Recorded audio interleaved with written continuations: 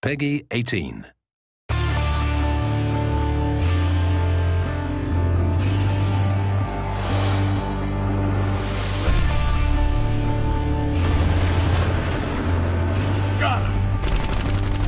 Spec Ops: The Line is a third-person military-themed shooter with a focus on a dark and mature narrative, which follows a squad of Delta Force operators into Dubai on a rescue mission. The setting of Dubai really influences the style of combat in Spec Ops: The Line. The unique architecture that's there does some really interesting things with our combat space.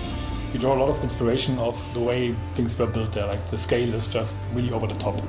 And as an art team, we use that to translate it into our game environment. So all the spacing is bigger, everything is a little bit more grand and spectacular. The city's been covered with millions of tons of sand. It really provides sort of a very new and fresh combat experience.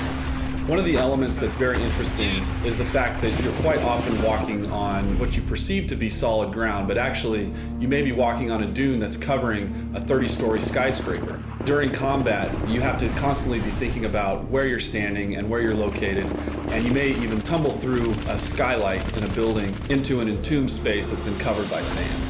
Throughout the game, the player encounters opportunities to leverage the power of the sand to help him basically to kill enemies or open new pathways. Basically, you see sand piled up behind a window, and you shoot the window, and sand comes pouring out. So there's a number of locations in the game where, out of the narrative, grew an opportunity for us to let the player make a choice. This is a test. Yes, it is. The civilian on the right stole water. A capital offense. The soldier on the left was sent to apprehend him, which he did, killing the man's family in the process. So these are not binary choose A to do the good thing or choose B to do the bad thing types of choices that are presented to the player. When you make a decision in the game, what we wanted to achieve is that you sit there and you really question your own moral and you question your own values. Wow. What happens in Dubai stays in Dubai. After a battle in Spec Ops: The Line, there's rarely a situation where all of the enemies are dead. They're typically laying on the battlefield, bleeding out in horrific pain and agony.